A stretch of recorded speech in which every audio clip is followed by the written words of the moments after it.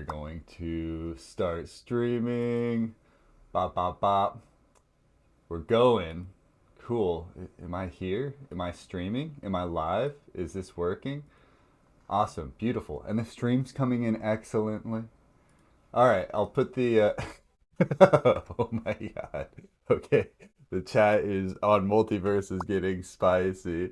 Oh, okay. Wow. Well, they can't see that. So, no one on YouTube can see what they're saying in the multiverse chat, and that's probably for the best. Um, but yeah, it's learn to code. It's learn to code. Learn to code. Week 3 of this like group project build situation that we've been doing, wherein we build things as a group throughout the week. And it's a great way for us to learn to code. It's a great way for us to kind of check in with what's happening in the tech space and this like strange new world that we've been kind of provided with the just the landscape of tech at the moment. It's the weirdest it's ever been in my life and in my experience, and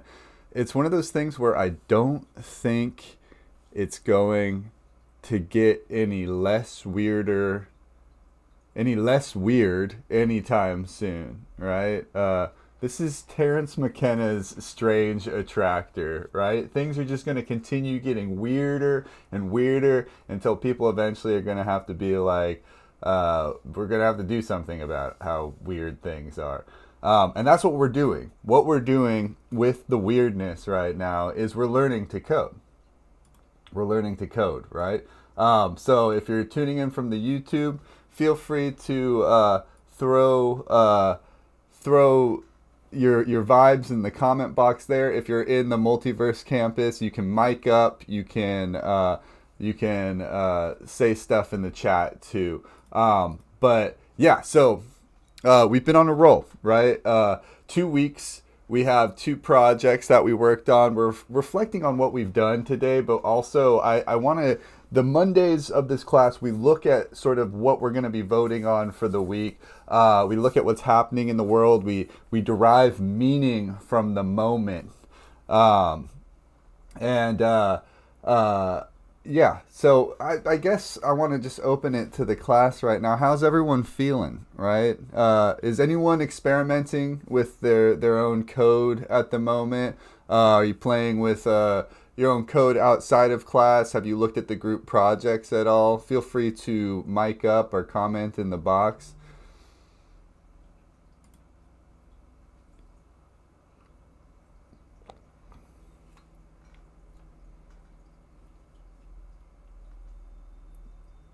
We'll give it a moment.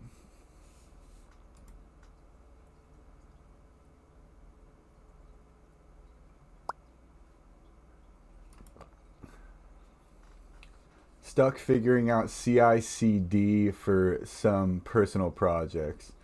CI/CD is a nightmare. And for those of you watching, I forget what it stands for. Continuous integration, continuous deployment. Uh, is that Correct. Yeah. Um, the all of the code we're making in these 1 week demos will be by we're not practicing a lot of the engineering best practices, which is exactly what we should be doing. But when you have things that are going for a longer period of time, on the scale of months to years, then you need to make sure that you're not pulling down the product for everyone else. And it's like that scene from Indiana Jones where you have the idol and you have to place it. yeah, yeah. Lots of hot swaps. Lots of blue green AB or blue green blue red AB test. Like it's yeah. So CI/CD for personal projects to some people might sound a bit oxymoronic, but when you set up a personal project that has no sort of developer workflow, don't expect other developers to just onboard and know what they're doing with that, right? It's this place that we get stuck a lot of the time when we're working on personal projects, which is why it's important for us to kind of like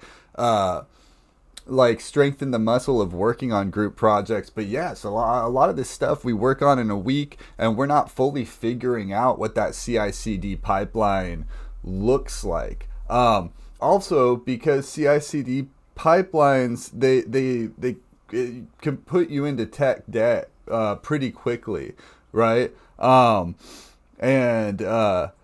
it's the super important stuff. You could spend we could have an entire like CI/CD class, and that might be something that we focus on this week, depending on which projects end up getting chosen. I do like that you're looking into that, Tasia. So what we've built so far, we had the re-rank everything YouTube extension, the code. All right, so the extension was designed to rank what you'd want to see, right, on YouTube, or like pull up, kind of like redistribute your rankings. And then week 2, we built this toss up, TOS up application, which was like another another rating system for terms and services and privacy policies. We'll talk more about both of these projects and how they pertain to sort of our coding journey. But the coding stuff that we kind of looked into with re-rank everything was a lot of browser extension architecture, API calls, and DOM manipulation, which are important, especially when you're working with an extension. But we got kind of like lost in this world of like the limitations of building an application on top of an application, being beholden to YouTube's DOM, right? And then week 2, we kind of went off on a crazy train towards the end of Thursday, where a lot of the work was about data structures, and again, building out some sort of rating system. We got into using Claude to review the terms and services and privacy policies using anti-gravity, which is Gemini's tool, to kind of create a dialectic between the two AIs, like who's auditing the auditors. And then somebody, I think it was Dwayne, had the idea to add sort of like a combat system between the TOSs. So like, instead of it just being like they're ranked 1 through 12, they could be like they'd have like different types that not like the seemingly number one terms of service wouldn't always win against the lower numbers or the higher numbers in scoring. And then we just straight up added Pokemon on top of it. And it got weird. So yeah, I guess to the class, for those of you paying attention, and feel like if you haven't worked on either, you don't really know what we're talking about.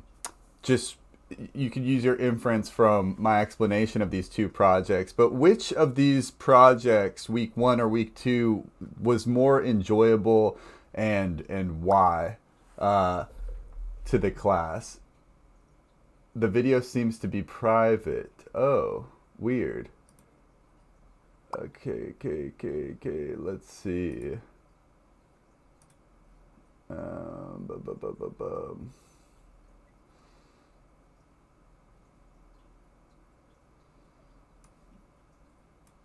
The video on YouTube seems to be private.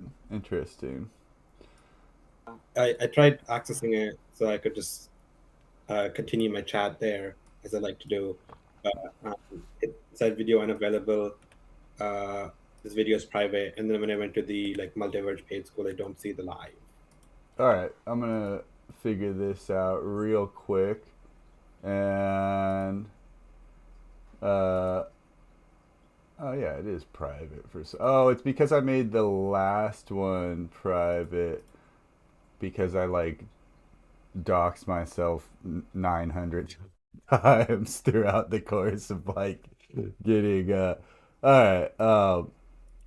We are now live, and I'd never dox myself in these. But for the YouTube viewers, it should work now. This is our Learn to Code class. We're talking about the projects that we worked on in the previous weeks. So to the class, re-rank everything. The TOS app. Which of these did you like working on more? Why? I don't know. It's subjective, abstract question for you. And that should work for y'all now.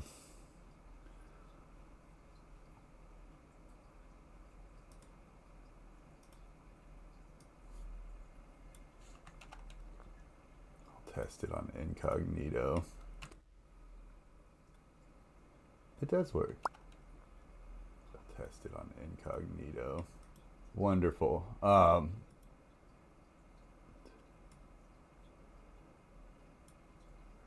Cool.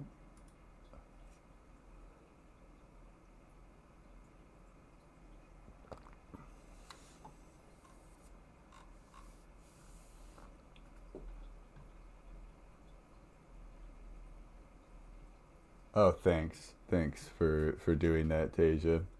Yeah, I was streaming to a private link. Classic whoopsies. But now we're public. Wonderful. All right. And we'll get that back in there. Technical difficulties.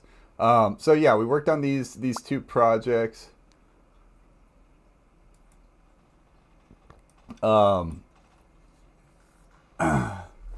Like, and like, what did we like about the projects? You know, I think the TOS app I liked towards the end of it, like working through the Pokemon stuff because it just added this like different concept. I think for both of these, something I realized is, you know, there are ways to build these weak projects where they become more shippable. Like, both could have definitely been improved. They both exist as repos in the world. I wouldn't say that we shipped them. No offense to us, right? But that's just, you know, you know. So, but they live on repos. We can work on them, right? And I feel like that matters more than just having the clean code sitting on your hard drive. So, I mean, most people who try to learn to code don't ship anything. So we sort of half shipped two things, which is awesome. So, what does it mean to ship? We're getting back into this world of shipping. Shipping is important. We have to ship. We have to ship. We have to execute. We have to make things, right? We have to share stuff in the world. Shipping, right? In software, shipping means we're getting our code to real people who can actually use it, right? It's not just running on our machine. It's deployed. It's published. It's available, right? There's a huge difference between just writing code and shipping code. Writing code is practice, you know. Writing code is sitting in your living room and playing guitar. Shipping code is, it's what we're trying to do here, right? It's playing a show. It's putting your stuff up through DistroKid onto all of the evil music distributors. You have your pick. It could be Apple Music, iTunes. It could be Spotify. There's something wrong with all of them, right? You know, the actual where we are landing may look different, but to ship something, it's not abstract, right? It's executing. It's like people are using this thing. I feel like a lot of people learn to code in what I refer to as like this tutorial hell, right? They follow along with courses. You're building the same to-do app 900 times, and you never really make anything that you can point to and say, I own that. I made that, right? And now we're like kind of in this weird sort of like precipice where it's like, are we supposed to memorize syntax? You know, and you know, like I feel like right now, it's more important to build intuition with the architecture that you're pursuing than to memorize syntax, right? Memorize your HTTP codes, memorize the sort of workflow, the architecture that you're working on. But, you know, just the syntax alone, we're getting to the point where that's not really going to help you. And when you ship code, it kind of forces you out of that loop because your real project that is out there and like a living, breathing organism in the tech world, that's going to throw you problems that there's no support out there for. There's not a tutorial for your specific app that does this thing that you built that only you know the code for, and that's like in that friction, that's where you're actually learning, right? And in the tech industry, you know, this is something that companies will pay you like six figures to write the code that makes the rich people richer, but the code really doesn't care who's writing it, what it's for, right? It's think about it like the same JavaScript that's behind Facebook's ad targeting can power Solarpunk mutual aid network, and the same Python that's running behind hedge fund algorithms and crypto trading bots can scrape data for community organizations. So when you learn to code, you're actually learning to build whatever you decide is worth building, right? And I think that's a super, super powerful thing. So that's why the tech industry would rather have you stay in this sort of like tutorial hell, right? They want you to be watching the YouTube videos that help you understand how to build write code that benefits society from a capitalist perspective. Not to be like complete doomer about it, but so a question for the class, and we can answer in the YouTube stream, and or in the Multiverse campus. We can mic up as well. If you have shipped something, or if you've put your code out there, how did it feel when someone else used the thing that you built? And if you haven't shipped anything, yeah, I think that like you could also say that too. How did it feel when someone else used something you built?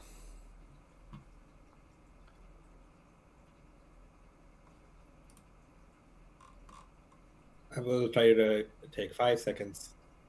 It felt honestly kind of mostly like terrible and scary. Like it's very nice to like feel like you've completed, but then like once you've shipped it, it's out of your hands and you get feedback only like days or weeks later. So like that high is gone, and you only see all the mistakes you've made. But it's the necessary part of this job. Yeah, I mean that's a realistic answer, right? It's like there is something that is very fiery, scary, risky about putting your stuff out there in the world for other people to interact with, right? Like I've definitely created apps and written code where I'm like looking over the shoulder of my friends as they're using it, and I'm like, no, that's not how I build. No, you know. But that's why it's important to like put it out there, right? I think sometimes we get caught up in trying to like ship our code too early, right? On these group projects, we're going to be working on them super quick, and so it's always just going to feel like it's too early. But on our personal projects, we get in this place of like we're showing the app that we built to our mom, our partner, and it's like that's probably not the audience for your unfinished code, right? They'll be able to tell you pretty quickly if the thing's over engineered or if it's just like unusable. But yeah, that nervousness, that excitement around it, it's a formative moment for all developers, right? You don't just need to be a beginner, intermediate, advanced, right? And that discomfort, that friction, that's what needs to be normalized, right, within the developer's journey. Because that friction, that discomfort, that's where like motivation, growth, progress, all that stuff happens. There's this quote on the page: if you're not embarrassed by the first version of your product, you've launched too late. Reid Hoffman, right? Who, for the record, is a billionaire, co-founded LinkedIn. So take everything he says with a bunch of grains of salt, a salt mine worth of salt. But the point here is that shipping imperfect work is correct, right? Perfectionism is basically procrastination for people that don't think that they're procrastinators. And so in these group learn to code classes throughout the weeks, we're going to learn to ship messy, we're going to learn to ship imperfect, we're going to learn to ship, right? Every time you deploy, you're kind of ingraining those skills. Deploying's hard. Deploying's like there's a lot of steps to it, right? So it's something that you kind of want to do often so that you know, oh, this was where we hit this like weird sort of obstacle. And this is always going to be, the learn to code classes are always going to be your sandbox to sort of experiment with those things, right? Git, hosting, deployment pipelines, CI/CD, environment variables, debugging, debugging the sort of production issues, the difference between prod, staging, dev, right? These are all skills that the tutorials will not teach. Some of them do, right? But they're skills that I feel like every real dev needs to have, especially as we like go into this like vibe codey world, right? So that brings me to the next point: AI as a coding tool, right? We use AI assistants in this class. We use AI to help us with code in this class. It's intentional, right? But here's like something that I feel like, and why this difference matters is because when your code that you said that you wrote, that you got the AI to write, breaks at 2 a.m. in the morning and you're on ops for it, the AI is not going to fix that. It might help you fix it, but you're going to be the one that's expected to wake up, get in front of your computer, and figure out what's going on, right? And AI hallucinates in hard codes things. It pseudocodes things. So this 450K decimal error, right? An AI trading bot recently sent $450,000 to a complete stranger because of a decimal point error in the code. Nobody caught it because we're all vibe coding now, right? Nobody reviewed the code because who reviews vibe code? Nobody understood it well enough to see what the decimal was doing and that it was in the wrong place. And this is what happens when people treat AI generated code like it's infallible. The bot didn't know that it made an error. It doesn't have the concept of knowing. Code does not know what it's doing, right? You need to be the one who catches these things. You need to be the one that's writing tests for these things, sanity checking these things. And you can only catch these errors before they happen if you understand the code.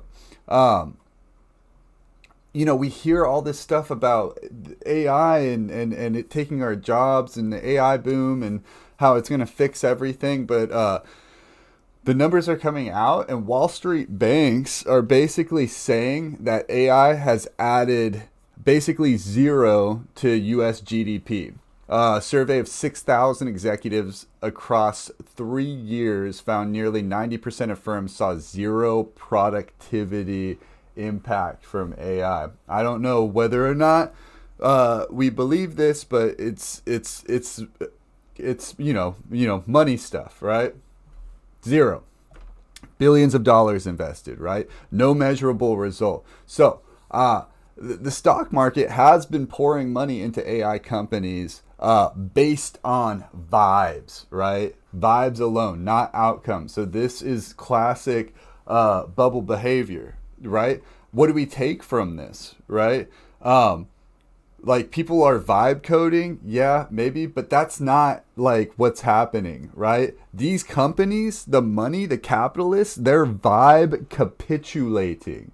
They aren't even like employing the AI correctly. The billion-dollar companies cannot figure out how to make AI productive because AI alone cannot be productive. It needs a mind behind it. And here's what's actually useful, right? Using AI as a learning accelerator while we build real understanding. That's they're essentially like the capitalists are thinking that the calculator can replace understanding math, right? And what we need to realize as coders is it makes someone who understands math faster at math. But if you don't know what a function is, an AI assistant is just like autocomplete that sometimes will hallucinate and screw you up, right? So if we understand the fundamentals, these AI tools, they can become super powerful, right? And that's what we need to build in this class. The fundamentals that make the tools actually useful. So we're not just like replacing learning to code with, learning, I don't know. This is the corporate angle, this like vibe capitulation that I'm talking about. They're spending billions replacing workers with AI, and it's actually not working. The bubble hath popped. But when workers are actually using AI to augment their own skill sets, that's what's actually working, right? So the tech industry doesn't want to tell you that because if we empower the workers to augment their skills and enhance their skills, they're not going to be as profitable as the fully automated workers, right? That's why learning to code with AI on our own terms for our own projects, that's how we can stay ahead of all of this stuff, right? Anyways, I thought that was AI added basically zero to US GDP. Like we're cooked. This is my like Chicken Little moment from economics, but like the bubble is popped. The bubble's popped, y'all.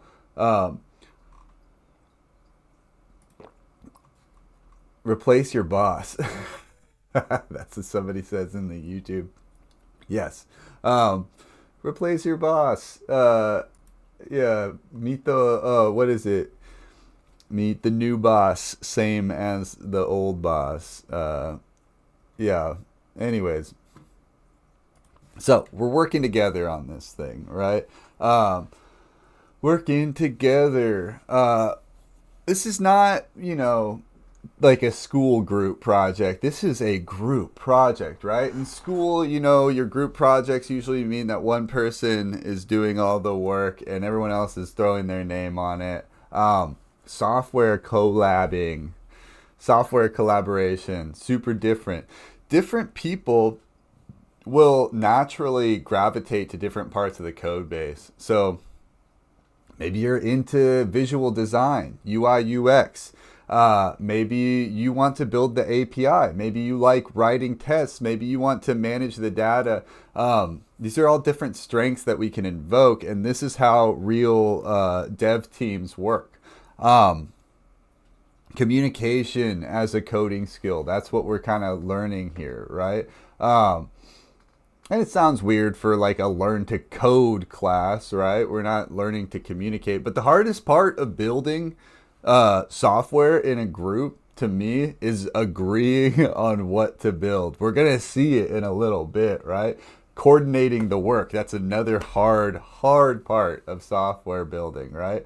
So now that AI can help with the syntax, it's less about actually learning the syntax. And it's more about learning the distinctly human skills that are increasingly becoming important, right? Like we're all personality hires on this group project. I hate to break it to you, right? So if you're somebody that can identify problems worth solving, come aboard. If you're good at communicating clearly, come aboard. If you're good at understanding what people need, come aboard. These are coding skills that we don't talk about, but they are. Just because you don't have a mouse and a keyboard doesn't mean that those are not like very, very, very, very, very important coding skills. Linux is running most of the internet. Thousands of strangers collabing on software through text across time zones with no corporate hierarchy. Mwah. And that is the model that collective building kind of provides us. So we're practicing the same thing with the Learn to Code Multiverse School, just on a smaller scale, right? So I guess my question for the class, what part of coding projects do you enjoy most? Is it the design, the logic, the concept, testing? I want to invoke your passions here. What part of coding projects do you enjoy most?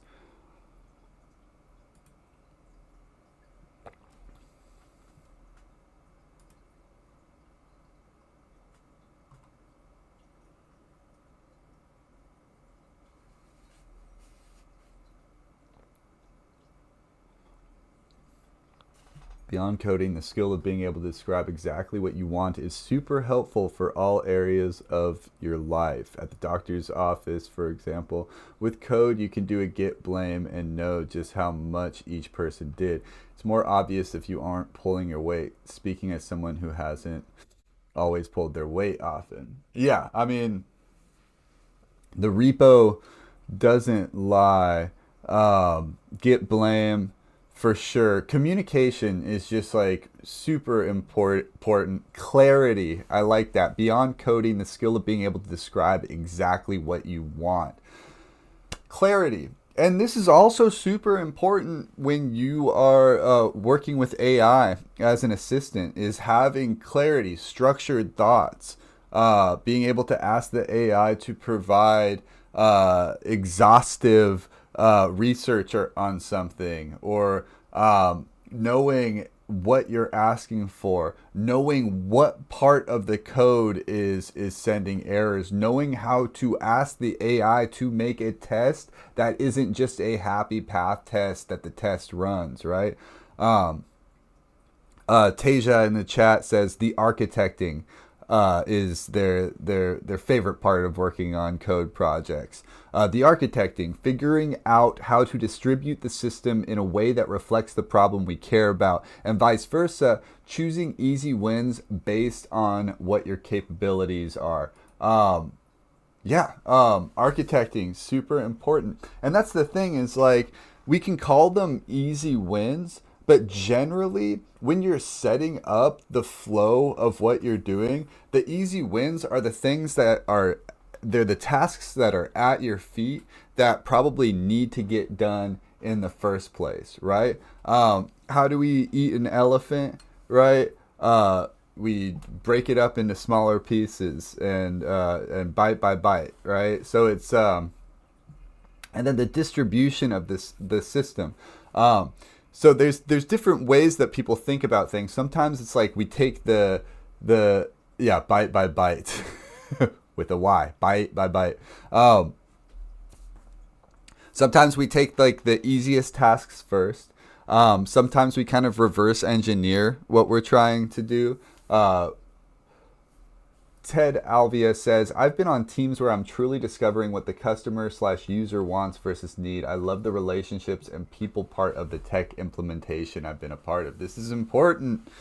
We need people mixed in with our code robot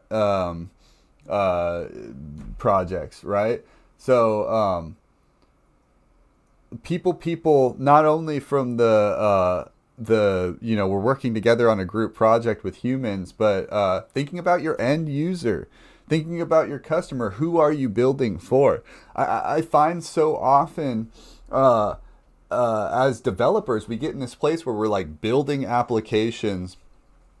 We're building this thing. We're not even thinking about our end user. We're like, I built this thing. Everyone should use it. Come use it, and then nobody shows up to the party. And it's like when we find what we're passionate about and we build that thing, it's only a matter of time before somebody looks over your shoulder and is like, hey, what are you building there? I want to help you build that thing. The group project is a great way to sort of discover what the end user wants versus needs, right? Sometimes those things are the same thing, right? Finding the Venn diagram of wants and needs is what a great application provides, right? That middle part of the Venn diagram of wants versus needs. Sometimes what the customer wants is not what they need, right? It is like when we're building applications, the customer is sometimes right, but rarely. No, that's like bad advice. But no, seriously, like customers, clients, end users, right? These can all be like kind of the same thing. I've had clients on design jobs, sending back, just review. Like we need to change this thing, and their critique was always so abstract and unusable. Jazz it up a little bit. The vibe of this is a little off. We want it to be funky and chaotic, but also minimalist. So like this is where it gets into this realm of like, are we developers? Are we artists? Are we philosophers? Maybe all three of those things.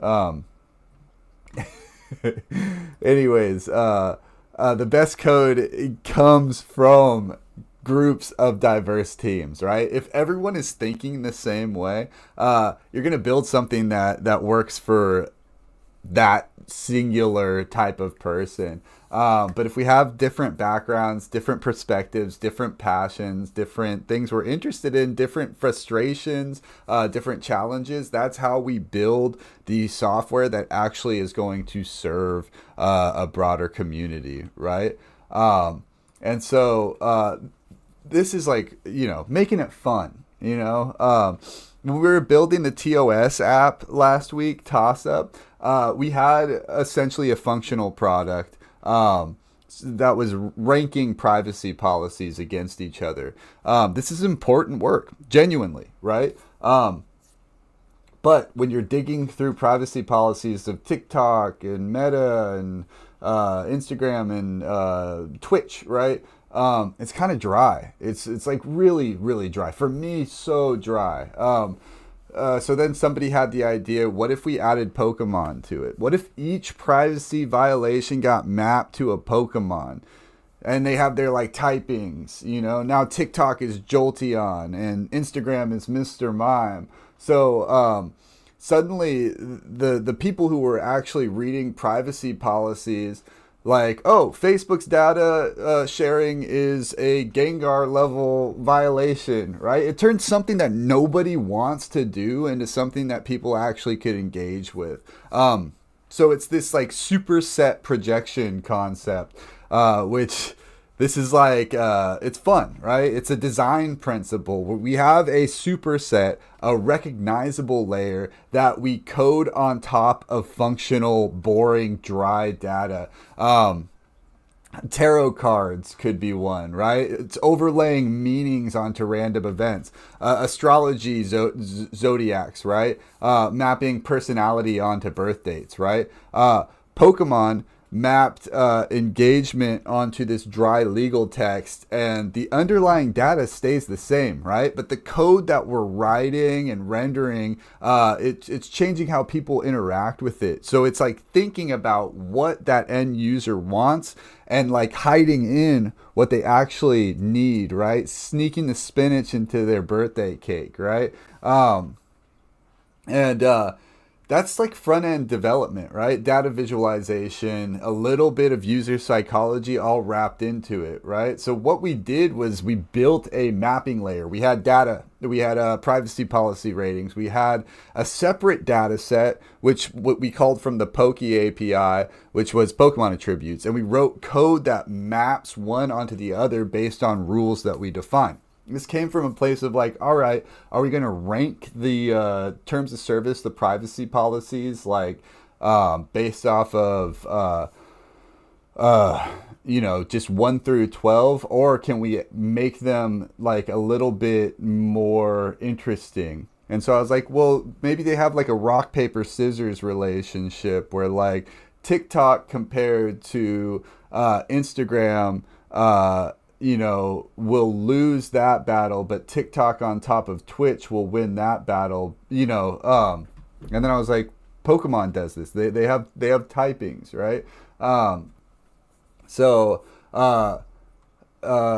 This is sort of a pattern that we can apply to anything, right? You can map tarot cards to financial data. You can map the Ninja Turtles to air quality data. I don't know. Like whatever government spending map to something that people actually want to look at. Characters from their favorite TV show.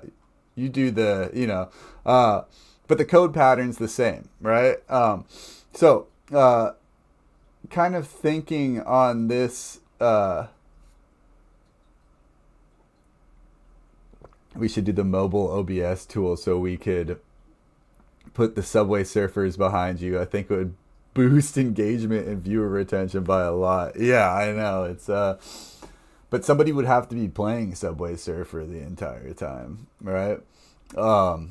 This isn't an NPC stream. No one's given me any galaxies yet. Come on. I just want to say thanks for the glizzy. Thanks for the galaxy one time. So the real point of this, I guess, if we want to take a moment, everyone has like a superset, a fandom, something that they something you enjoy, right? Give me something boring but important, right? We talked about financial data. We talked about air quality data. These terms of services, privacy policies, something boring but important. And then if you really want to complete the loop, what sort of superset that you would project on top of it? Let's prime the pump a little bit.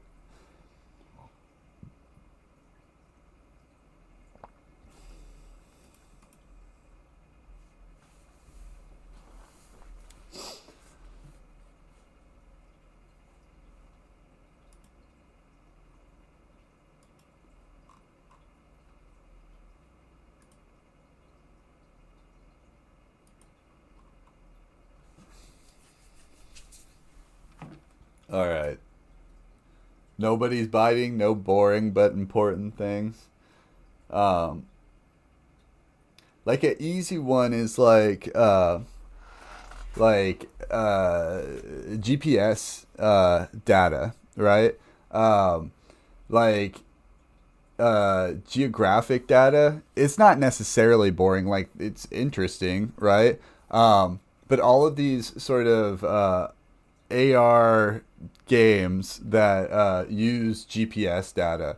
So it started with Niantic's Ingress, right? I don't know if anyone played Ingress, and then Pokemon Go became like the thing from Niantic.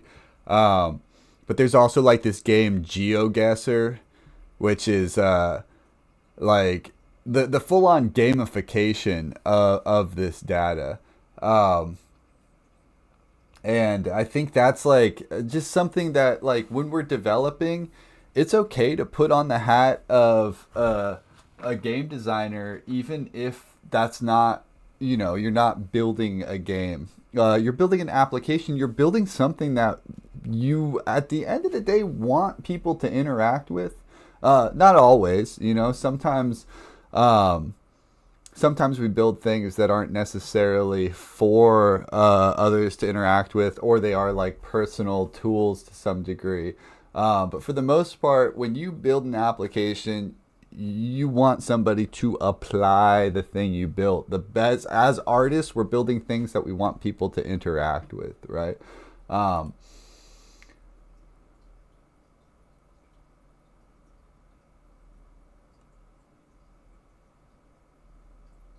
My latest obsession has been with figuring out how different note-taking methods differ in effectiveness.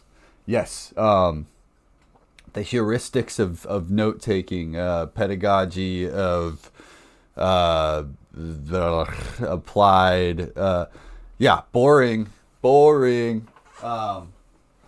Sorry, I mean, it might be interesting to somebody, right? It is interesting, right? But like adding some sort of like typing on top of that, you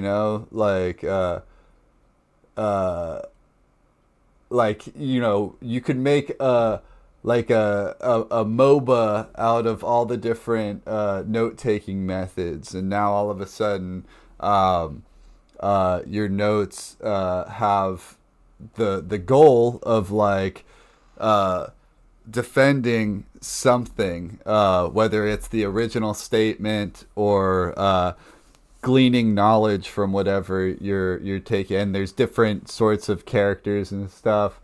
Bees dying. This is very important. Very important, and to some people very boring. I love bees. I'm allergic to them, but I love honey, and we need the bees, right? So thinking about how we could encourage people to maintain bee colonies by projecting some sort of fun superset on top of that, or creating some sort of like ARG game, geodata or weather and feelings, emotional awareness. Yes, totally. I think it's a basic application of this, but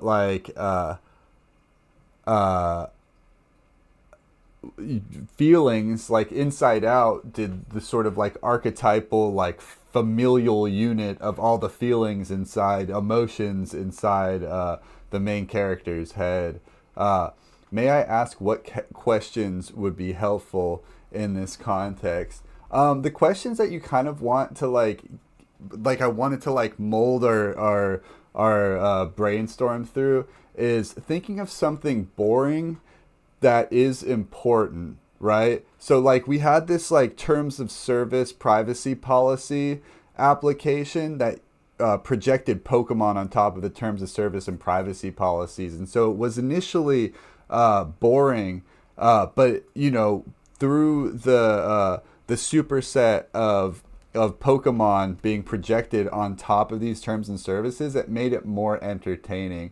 And this is kind of just like priming our thinking to think like developers who are designing for engagement and functionality, right? I think we get caught in this place a lot of the times as developers of designing strictly for functionality, and then at the end of the day we're left with these like very dry applications that forget that end user has a goldfish brain and wants to see like bright colors and flashy things happen, and you know, it just kind of bringing in the gamification, not on like a dark design level, but anyways, these are all great ideas. So a little bit of an AI reality check. I know we got into that a bit. What's happening in tech right now, right? There's a massive gap between what the industry is promising and what's actually playing out. They are over-promising, under-delivering hard. And understanding this matters, right? Especially as we learn to code, because it affects what skills we're building that are actually valuable versus the hype, right? That we're all prone, we're all impressionable to. You know, we're taking in all of this tech information, whether it's YouTube, podcasts, just reading the news. So 90% no productivity gains, right? This The Economist published a massive survey, 6,000 execs, 3 years of data, 90% of firms saw zero AI impact on productivity or employment, right? So the corporations are spending billions on AI integration. Nothing measurable is coming back, right? And what can be measured matters from an economic sense, right? So the stock market is continuously rewarding these AI companies based on their promises. It reeks of the dot-com bubble, right? And the actual results are in, and they're really bad, right? They're bad, y'all. And this is super relevant for us because it's telling us something, that the people who are benefiting from AI are actually the ones who can understand code, who can use AI to build things themselves. The companies, the corporations that are just throwing money at AI tools, hoping for some sort of magic to come from that, they're really getting nothing back, right? Google banning some of its users for using the OpenClaw, open source tech. We talked about Moltbook in a previous class, but OpenClaw basically is a form of Claude that gives you access to different features. So these people are paying customers that were using a third-party open source tool. And Google locked them out of Gemini and Gmail and Google Workspace, right? Everything, right? So think about what that means, right? A single corporation can cut you off from your email, your documents, your calendar because you used their AI wrong, right? You coupled it with a more nefarious, in their view, AI. And that's why we teach in our Learn to Code classes, we're teaching to code on open platforms. It's why open source matters. If you depend entirely on the corporate ecosystems, you're entirely on Google Workspace, right? You're one terms of service update away from losing everything, right? We cannot be beholden to Google. And we got this Anthropic warning, right? Engineer at Anthropic publicly warned that AI agents will disrupt every computer-based job. And this is important. As I was coming back from the Bay last week, this was, the NPR and the radio coming out of the Bay. It's all Anthropic. It's all OpenAI news, right? So when the people that are building the tool tell you what it's going to do, we have to sort of take them seriously. It will disrupt every computer-based job. That's important, right? Disrupt, not replace, right? People who understand code direct these tools. They can build on top of them. They can adapt them. We can audit them. We can fix them. We have leverage in these situations. But if we are just using AI passively and not taking the time to understand what's actually happening underneath, we expose ourselves. We become vulnerable, and that's sort of the difference that I want this this class to make, right? Stargate. What the heck is Stargate? OpenAI announced a $500 billion AI venture called Stargate with Oracle and SoftBank. It immediately stalled, right? Because the execs couldn't agree on who gets to be in charge. Classic techno feudalist overlords. $500 billion in press releases, zero code shipped. Meanwhile, in our Learn to Code class, we got 2 projects under our belt and no venture capital. So let that sink in a little bit, right? I think this is like a good point to take a little discussion, right? What does it tell you when these companies that are spending billions on AI can't even make it work for themselves? And feel free to mic up. Feel free to chat in the box. What does it tell you when the companies spending billions on AI can't make it work for themselves?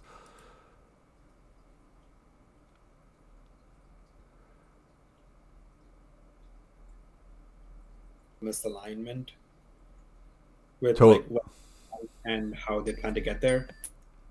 Total misalignment. Yeah, I see in the chat, $500 billion is enough to solve world hunger, give healthcare to everyone, etc. It's an unimaginable amount of money. It is. It truly is. Like $500 billion. Like, what are we even doing at this point? Honestly, I think it's what do they call it? Conspicuous consumption. The only companies that have this much money are the companies that are going to be spending this much money on pointless stuff. I think it's also why we see this like rush to the data center as almost like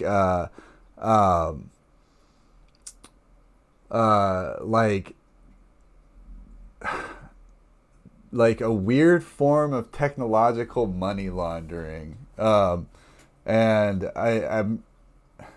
I don't know how else to say it. That's what we're seeing with these projects. It's what happened with the .com boom is people realize that they can stilt up products and services that don't exist yet and make money off of it before we had a very clear objective sort of, if you build something and it works, it's a product, it's a service, right? And now it's like, we can do this thing. We just need the money to do it. And it might take us forever to figure out how to do it. Like, somebody in the chat, interdisciplinary thinking is extremely important here, I feel. And the systems they are working with do not bring about diverse thinking. Nature, both of genetics and in behavior, prefers asymmetry. Yes. It abhors a vacuum. But something that I've noticed is these techno-feudalists, these techno-fascists, if you will, love the vacuum. They love the void, right? They love when there's a bunch of blank space and people aren't utilizing it. They love a data center that has more data than has ever existed in the history of human data generation, and no one's tapping into it, right? Like you pointed out earlier, China has basically already phased out data centers. Yeah, once people enter SIA mode, nothing good happens. CYA? What does CYA stand for? Did you mean CIA? I'm like going with AIM rhetoric.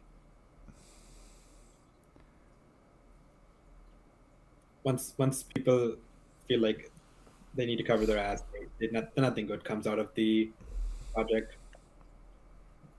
Yeah. It's cover your ass. Yeah.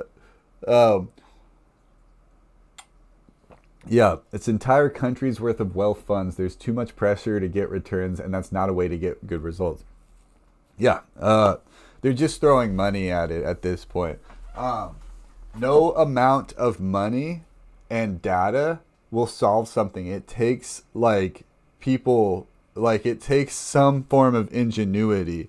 We can't just combine money and data and hope it hits, right? Maybe it gets to that point.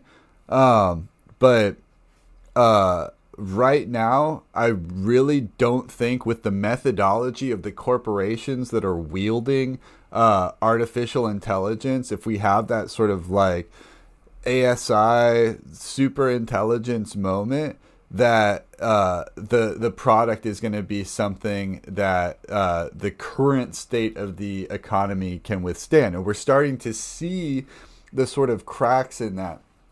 And sorry if this got like a little bit too cynical, a little bit maybe like nihilistic on the economic front. But I think that the point here being that we have the chance as people learning to code, as developers, to actually build the solutions to these problems and become voices against the just like ridiculous amount of disorder that they're trying to sow in this in this sort of like acceleration towards tech dystopia.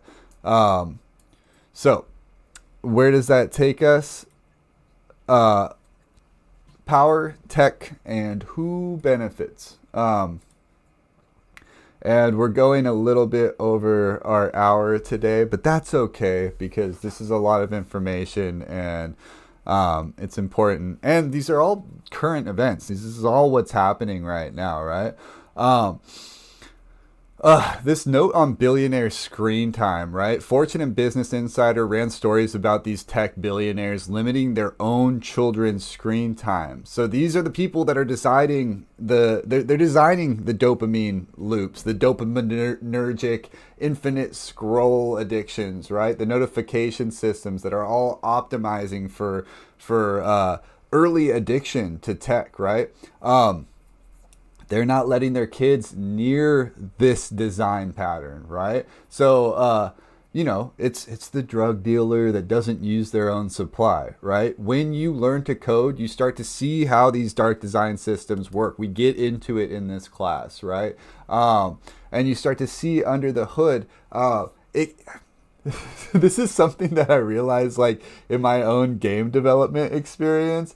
You could ruin shit for yourself. You could ruin a game for yourself if you learn how it works. Like now sometimes when I'm playing like really grindy, like sort of like RPG games, I'm like, this is a random number generator with cool 3D models on top of it, But I don't want to ruin games for you. I just think it's important to start to see how everything's kind of working, the engagement hacks, the dark patterns, and the deliberate addictiveness that's baked into some of this stuff. It's code literacy as a way to see the matrix, right? Understanding that your feed, not so much designed to inform you, but designed to keep you scrolling and interacting with the ads and clicking through and buying whatever is put in front of you. Linux is at this all-time high right now. So Google Trends data, Ngrams, all these things, it's showing that searches for how to install Linux are at a all-time high globally. What does that mean, right? We have Windows 10 support ending. people hate Copilot and Microsoft's AI everywhere push. And with like OpenClaw and all these like weird sort of other solutions, they want to take control of their own computing, right? So this, I feel like, connects directly to what we're doing, right? Learning to code open source platforms using tools you control, understanding how your own computer works. That is this sort of like digital self-determination, which, you know, we talk about self-determination and security, privacy practices, but as far as like getting your machine up and running for you and working with the AI tools that you don't need to have permission from Microsoft or Apple to use your own machine, right? And people are figuring that out, right? But every time we're paying for subscriptions, or we're paying for some third party to surveil us in our coding practice, we're kind of like giving power towards the opposite of that hopefulness, right? There was an AI nurse convention, healthcare conference in LA. Or it wasn't an AI nurse conference. It was just a healthcare conference, Vive or Vive. Nursing leaders called out the tech company for branding AI tools as AI nurses. So these tools were built without any input from actual nurses. And this is something that happens constantly in tech. It's important for us to see this when we're learning to code, right? People with money are building these solutions for communities that maybe they've never been a part of, right? And that is extractive by nature. Colonial thinking, right? Apply to software development. I've never, studied medicine. I shouldn't hop to making the medical device, right? But we see that often in code, and in like, we go and look for jobs right now with the sort of like skill set of a developer. You could land yourself in a position that's like pretty high up in not high up in medicine, but like you're making things for people that that rely on them. It affects human bodies, right? So when you learn to code, you can build tools for your own community. You should build tools for your own community and the communities that you're passionate about, informed by your own experience, right?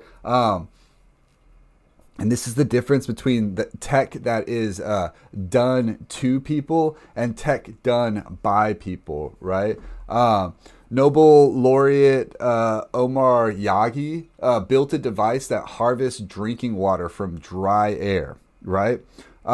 This is no electricity, up to 1,000 liters a day from shipping container-sized units, right? And his company is deploying these, right? So this is what the code can be doing. It's what code should be doing, right?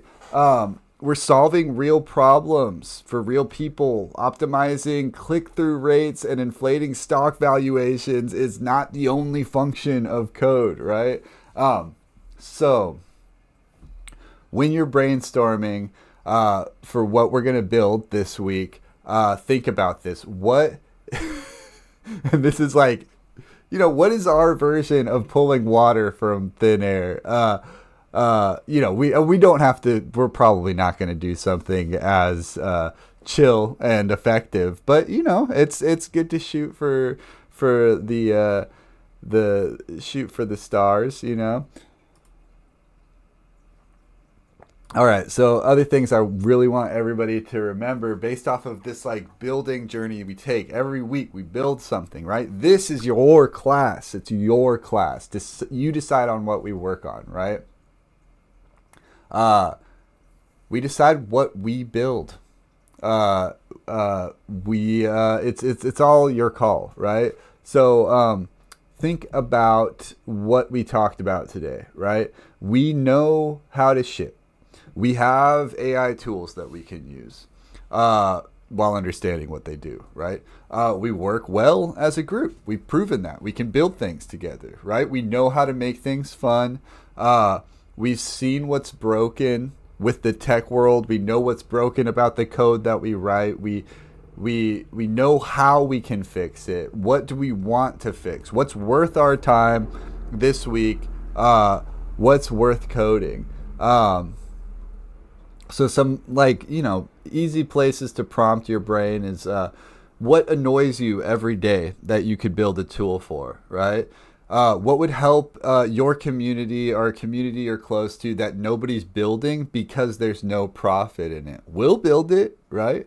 What current event that we talked about today, or something that you yourself have read, makes you the most angry? Can we code something about it? What would be fun to build and actually useful? And another thing to think about, what data should be public and readable but isn't?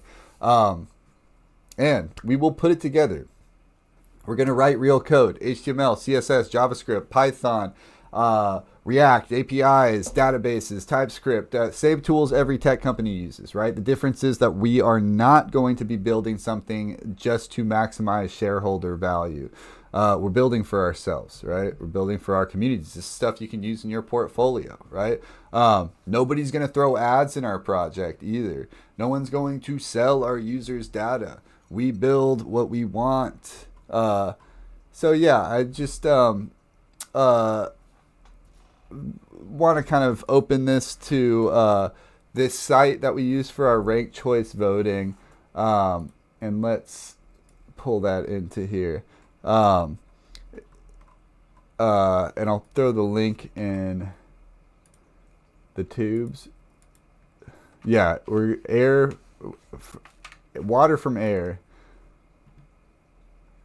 And then again in here.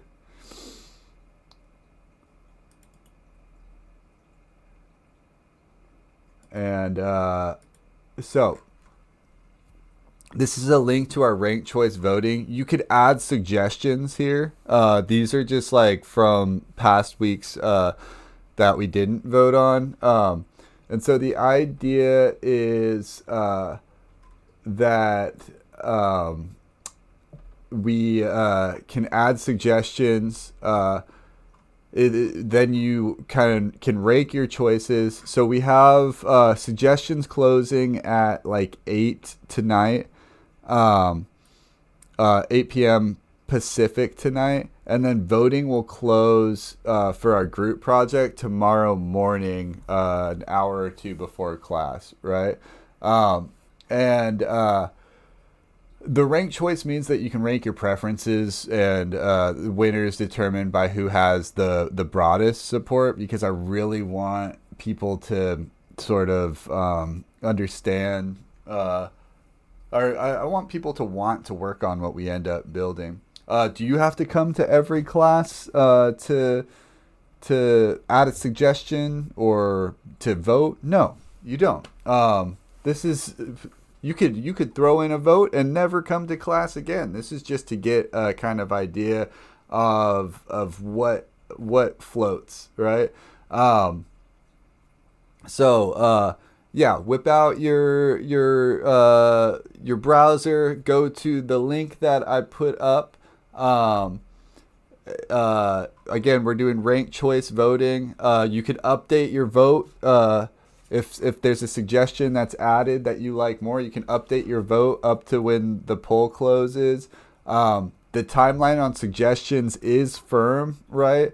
Until 8 p.m. tonight. After that, no new ideas can be added. But if you think of something after class today, just make sure you get it in before 8 p.m. Tonight. And it might be something that we add to next week's vote if you missed the suggestion deadline. The voting closes tomorrow right before class. So make sure if suggestions are added that you want to throw in your rank, that you update your vote. Tomorrow we start building whoever wins the ranked choice vote, right? So there's not going to be a revote. We vote, we build. This is democracy in action. So yeah, two projects we built in the last 2 weeks. So we understand how to use AI without being used by it. We've seen what the tech industry is doing. We know that we can do better. Vote on an idea. Get your ideas in by 8 tonight. Tomorrow we start building. Thank you for coming to the class. If you're watching this not from the live YouTube, thanks for watching through this entire thing. Oh my gosh, that's awesome. Now is a little time I can open it up to questions about, if you have any ideas for a suggestion that you want to add, maybe questions about these projects that are listed here so far. The formal part of class, the presentation is done. Feel free to hang out. And I'll wrap up the stream in a little bit too.